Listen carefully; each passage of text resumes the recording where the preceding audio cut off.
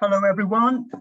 I'm Meng Chau, and together with Professor George Jacobs, and greetings from the UK and Singapore. Yes, I'm originally from Malaysia, but currently, in the UK. So the focus of the talk today, is on ecolinguistics for and beyond the Sustainable Development Goals. So here are our names. So we welcome you to get in touch, email us if you're interested in having a copy of our slides. And 可以用英语或汉语. Yeah, I think we both can respond well. Although my Chinese is not really good, certainly I can understand. Okay, if you are writing email and getting in touch through email, etc. Yeah, so thank you. Before we begin, we would like to really express our heartfelt thanks to the organizer of the conference for the invitation, and for all of you here, who are attending this symposium with us. And our huge thanks go to our co-authors too, of an article we have recently published, and which is this presentation or this talk is based on. So that is, the full detail of the reference to the article. Now, how are we going to organize this talk? We first provide a background of a study, or the study mentioned earlier, reported in this talk. And then we share our findings and implications of our study. And finally, we offer some suggestions for future research. Now, we'd like to first talk about the Sustainable Development Goals as proposed by the United Nations in 2015. And that is what our talk is on. So, as we can see from scanning, I think many of us are already so well aware of these 17 Sustainable Development Goals, from no poverty to partnerships for the goals. And specifically for this talk, we focus on two of them, which are zero hunger, that is SDG 2, and clean water and sanitation, SDG 6.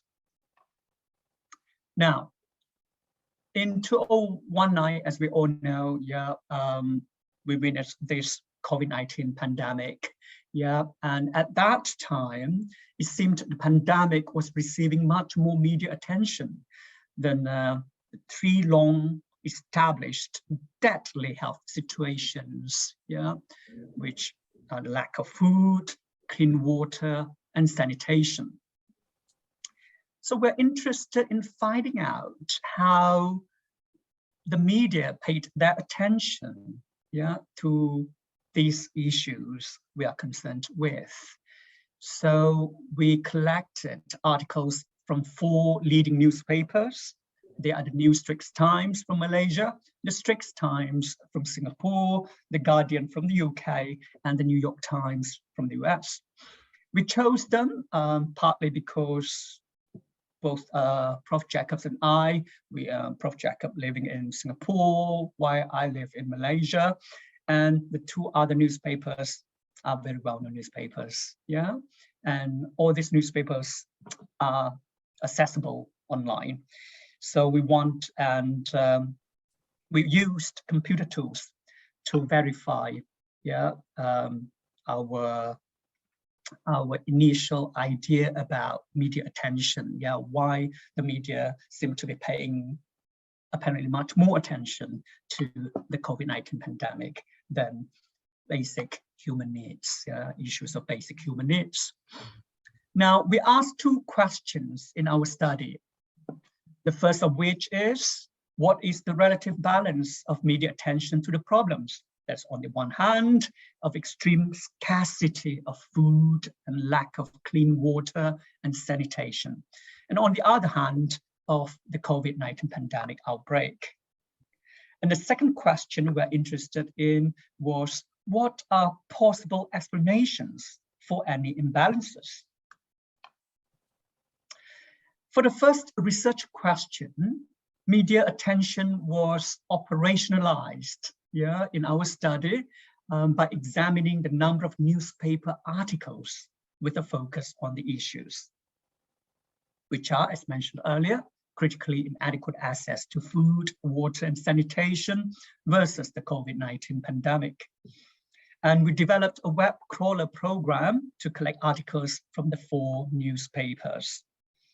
And over 35,000 non-duplicate articles were collected from local, national, or world news sections, of all these 4 articles, 4 newspapers, I mean. Now, here is the table describing the data. As you can see, there were 35,000 articles collected from November 2019 till March 2020,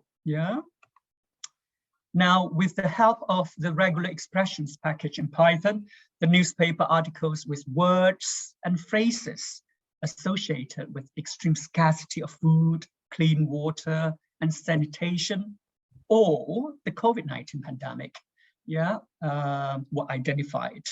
And the way we identified them is through the articles, to the title, the title of each newspaper article, or if such issues or mentions of such issues were identified in the text. And before we conducted our automatic search, a close study of a random selection of the articles in the 4 newspaper collections was done. And let me give you an example. Words such as undernutrition were initially identified. Then it became a word choice for our eventual automatic search in our new corpus of newspapers. And upon closer look at the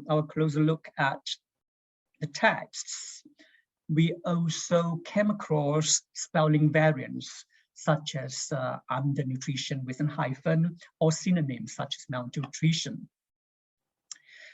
The resulting list, included these words, so for the category of extreme scarcity of food, clean water, and sanitation, we have words like undernutrition, malnutrition, undernourished, hunger, starvation, etc.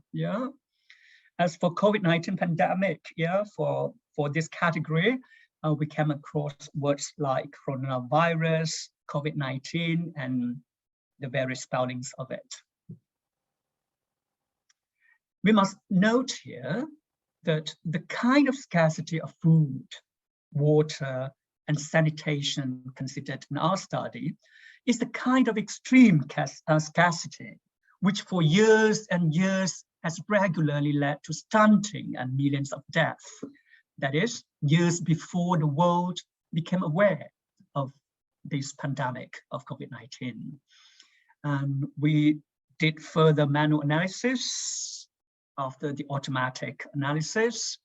All the co-researchers of this paper, we met online. We went through articles. We had a fruitful discussion, and followed by Prof. Jacobs, manually went through the articles collected to make sure that the articles considered for our study really had mentions of basic human needs or of the COVID-19 pandemic, 2019.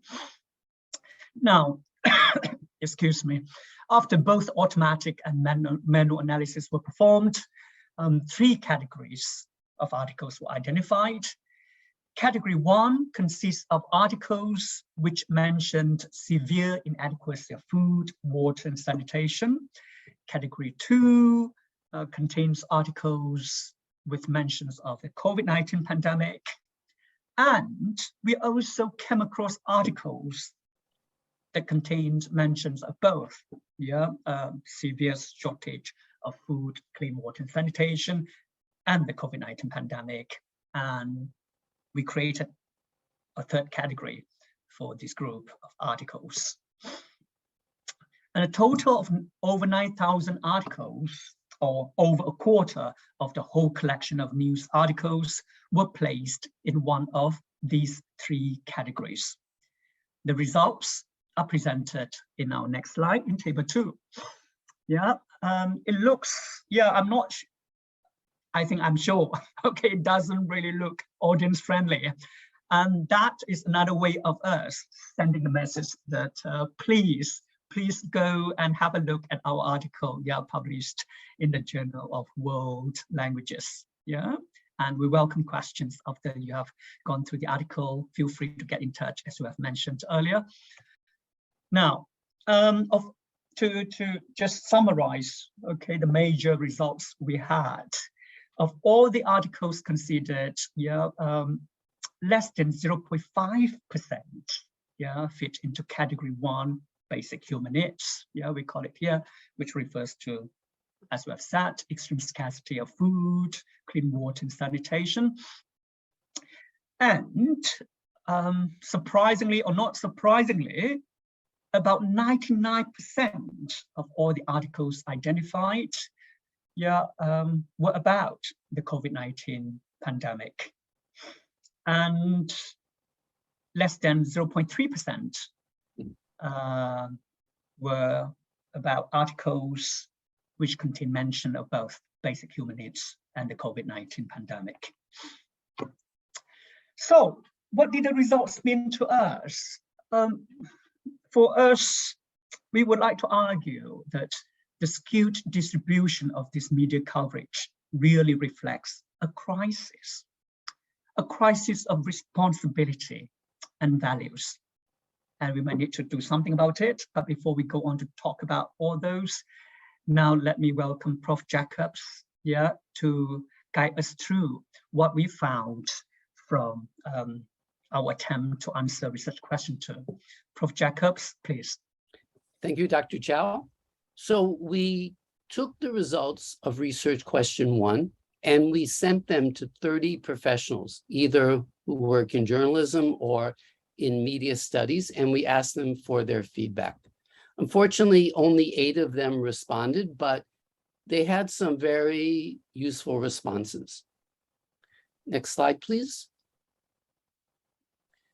One reason that COVID got more attention was that it was something new, unseen, unprecedented. And in psychology, they talk about the recency effect. People remember what they've seen most recently.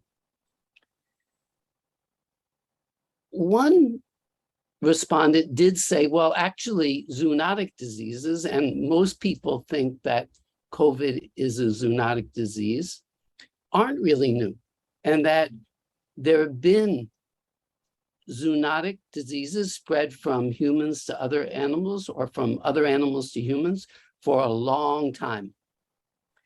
A third reason is that some respondents thought that the media have a short attention span.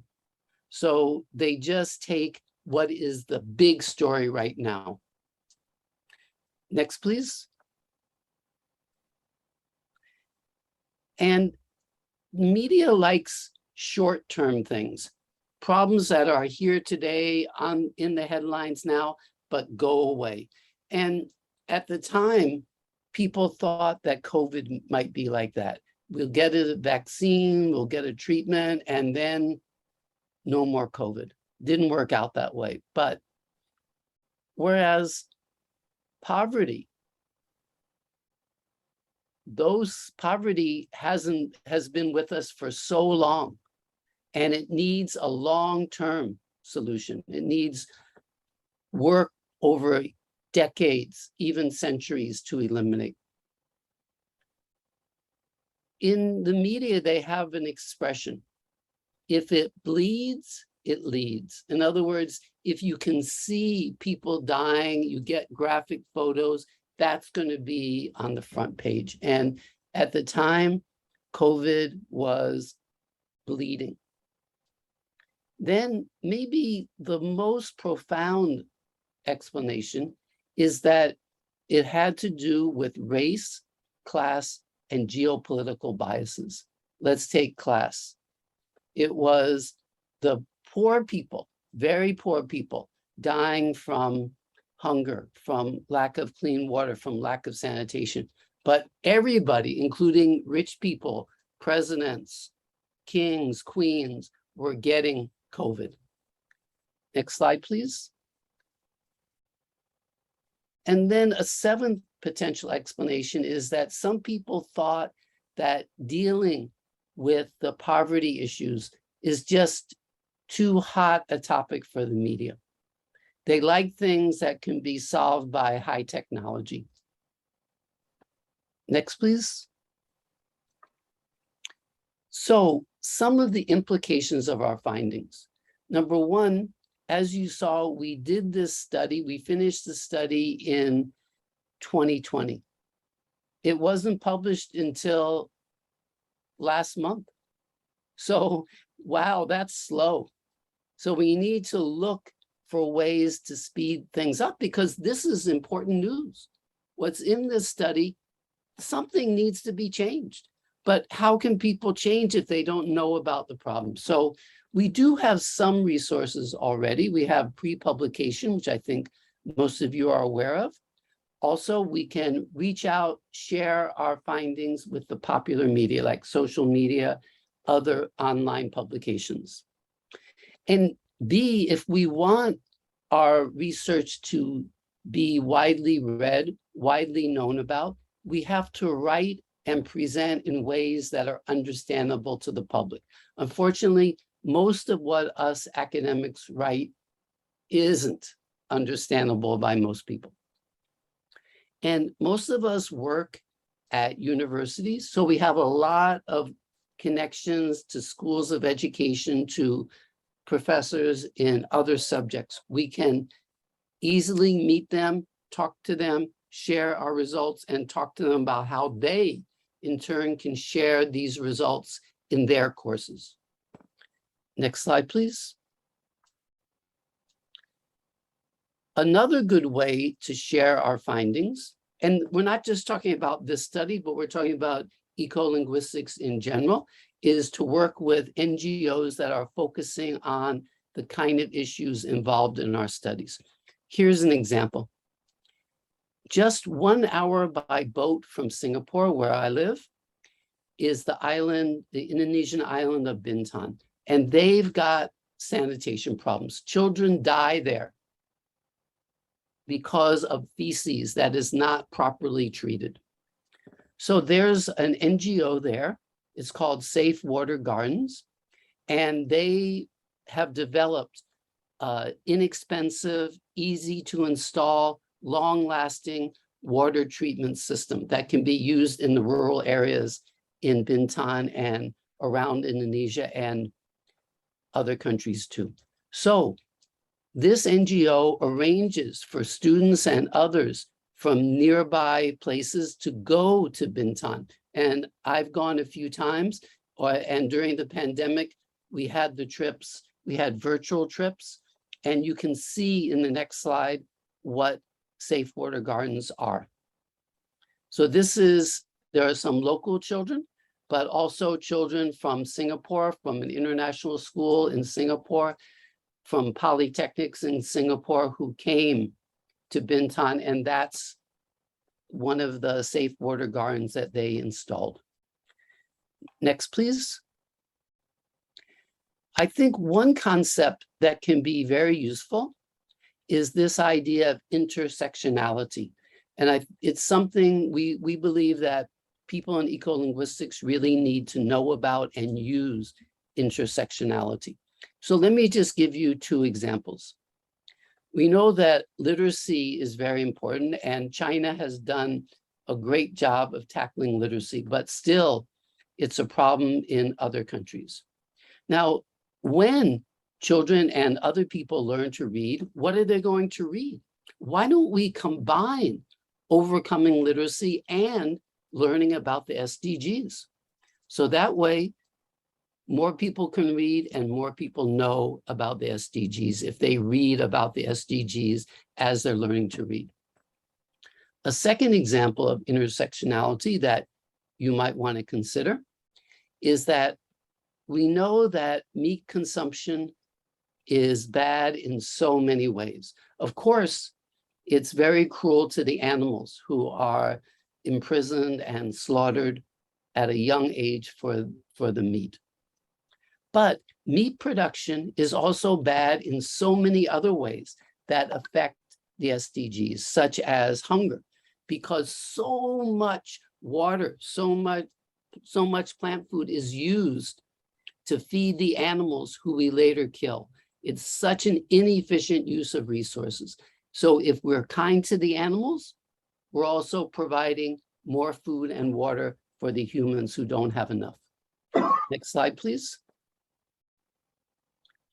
I want to talk next about my personal favorite resource to learn about ecolinguistics. Probably most of you are already aware of it. You can find it on the website of the International Ecolinguistics Association. It's a free course based on the book by one of our fellow keynoters, Professor Aaron Stibbe. And the book is called Ecolinguistics, Language, Ecology, and the Stories We Live By. Please note that it's now in the second edition, 2021. And it talks about 4 types of stories and gives lots of good examples to help us understand them. Here in this talk, we're going to highlight just 2 types of stories. First one is framing. So framing means when we use stories from one area of life to understand other areas of life. Let me give an example. You've probably heard of the 6th mass extinction of species of plants and animals. That's going on now.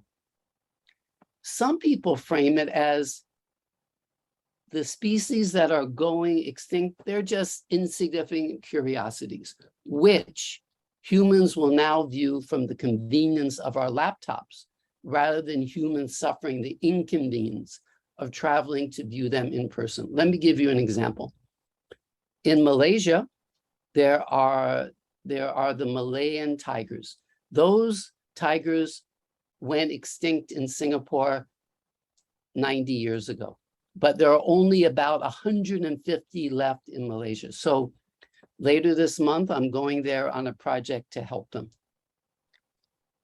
Some people frame it as, oh, who cares? I mean, I don't have to go in a van now, drive 10 hours to see where the tigers live. I can just open my laptop and watch a video about the tigers. Some people think that these extinctions are just standard operating procedure on planet Earth. That's just what happens. Species go extinct.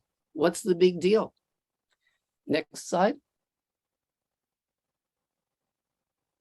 But actually, the 6th mass extinction, firstly, it's about individuals. It's not about species. Each one of the tigers, each one of the polar bears are individuals who deserve a chance to live. And, you know, this is the Anthropocene. This isn't just standard operating procedure that's been going on for millions of years on Earth. This is something that has increased greatly because of what the humans are doing. And before I go on, I just want to highlight, you see the very first sentence in this slide, the word who, referring to the animals. Whereas if we go back one slide to the first example, the first line, species which. So Dr. Chau and I have done research about whether or not people use which connotes that these animals are just objects, non-thinking, non-sentient objects, or do they use who to refer to our fellow animals? Back, please. Thank you. So what we should do is not frame this as standard operating procedure, because that's what happens when we talk about lack of food, drinking water, and sanitation. Hey, people have been dying of these for thousands of years. So what's the big deal? In fact, some people will go even further and frame poverty and wealth inequality as necessary. We need these, or else people will be lazy. They won't work hard. They won't create more goods that bring comfort, that bring progress. So that's just standard operating procedure for capitalism. In other words, a necessary evil. But let's instead reframe all this terrible death that's being caused by the lack of the SDGs. It's a terrible loss of talent. Maybe some children who died of hunger, who died of lack of clean water, they would have gone on and won Nobel Prizes, would have come up with inventions to suck the CO2 out of the atmosphere so we wouldn't have all this terrible global warming. Next, please. A second story that Stibbe writes about is salience. So salience means the stories in people's minds about what or who is worthy of attention. So who gets on the front page of a newspaper? Or in the newspaper at all, but maybe not in a prominent place, or not in the newspaper at all. Like take the Queen of England. I don't know about the newspapers in China, but certainly the newspapers in Singapore, the Queen got a lot of coverage. She was very salient. Next slide, please. So let's go and look at some suggestions for future research. And as Dr. Chau mentioned, we very much see this conference as a great opportunity to meet new research collaborators.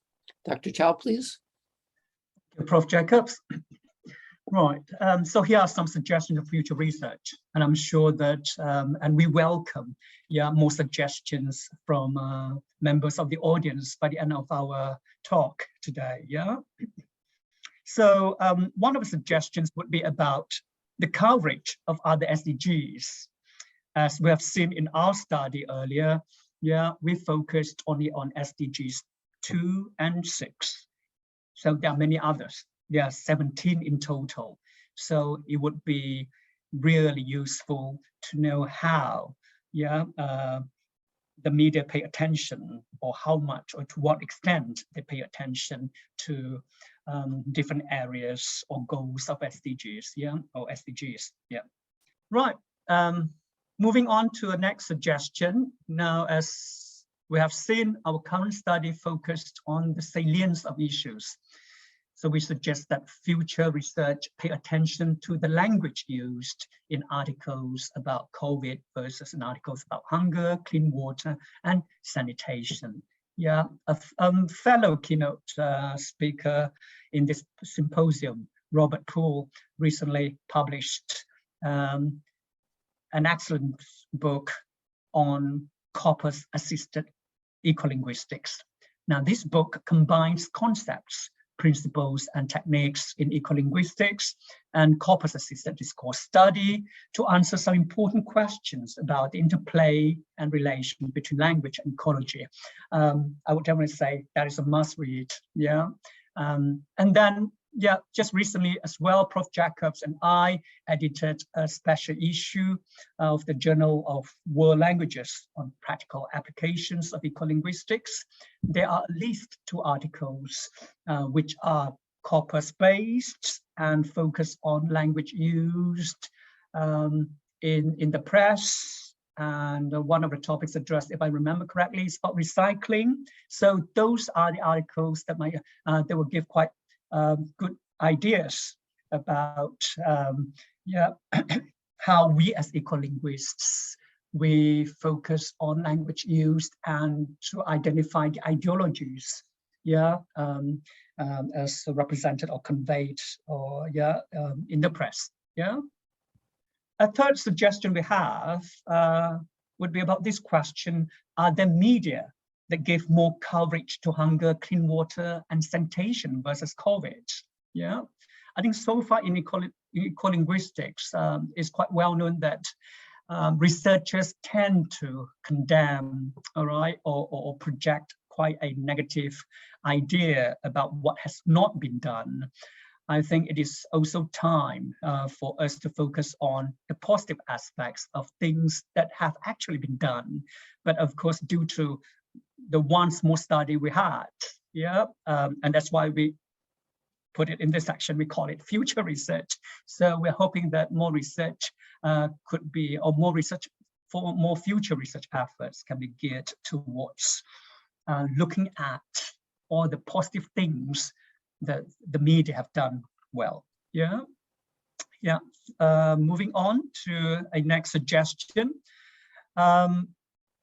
We have looked at newspapers so far, with our small little study, and I believe that there are opportunities, lots of them, opportunities to study media other than newspapers. And also we live in a multilingual world, a lot of things have been printed and set in so many other languages in the world. So that is another direction, for future research in this area of SDGs, and language and ecology, for example. Right, a next suggestion we have is about this issue on human-centric versus ecocentric. Is our media discourse as well media coverage, more human-centric or ecocentric? This would be a topic worth exploring further, certainly, for all of us in ecolinguistics. Now, I'm glad to pass the floor back to Prof. Jacobs. Over to you, Professor Jacobs. Thank you. So just very briefly, I want to talk about two other study ideas. One is about something we mentioned before, the zoonotic pandemics, and there's so many possibilities for more, even worse than COVID. So what's the media saying about that? Next slide. Another related issue that talks about our use of meat is in such a prominent way in our diets is antibiotic resistance. In the US and some other countries, more antibiotics are used for the animals whom we raise for food and leather, etc., than for humans. And this leads to antibiotic resistance, so that when people need the antibiotics, they don't work anymore. So how salient are these issues, the zoonotic pandemics, the antibiotic resistance? Next slide. So to conclude, it's kind of shocking, but every 4 seconds, someone dies of hunger. And that doesn't count the people dying from lack of sanitation and clean water. And all of these problems, the other problems too, that are highlighted in the SDGs, they're like a virus. They're a virus that has killed so many people for years, centuries. That virus, in the case of SDG 2, is called hunger. And its vaccine is food. So simple. However, no one talks about it. You know why? Because this virus doesn't kill the rich. We saw with the pandemic, that affects everyone. Presidents, billionaires, they all were getting COVID. Next slide, please.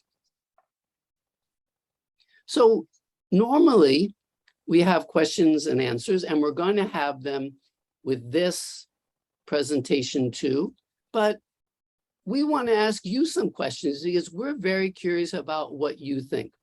So again, here are our email addresses. Write to us in English, in Chinese, and let's very quickly ask you 4 questions.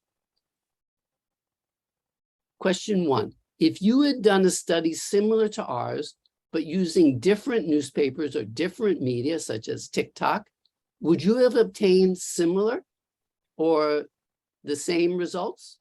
So we're very curious about the generalizability of our results. Next, please. If you did a similar study, how could you share your results with a wider audience beyond publishing your study in an academic journal? I already mentioned some of the limitations of academic journals, and we tried some other ideas, but they didn't work too well. Next, please. We shared our speculation as to the reasons why health issues associated with poverty attracted less newspaper coverage than did COVID-19. Can you think of other possible reasons? Next, please. Our fourth and final question for you. The data we used in this study consisted of thousands of English language newspaper articles. Could we use these data to conduct other studies? Dr. Chau already mentioned some, but maybe you have other ideas. So thank you. We're going to come to the symposium live and take your questions. But remember, we're only an email away if you want to respond to our questions. Thank you and see you on October 13th. Feel free to have a look at the references. Thank you.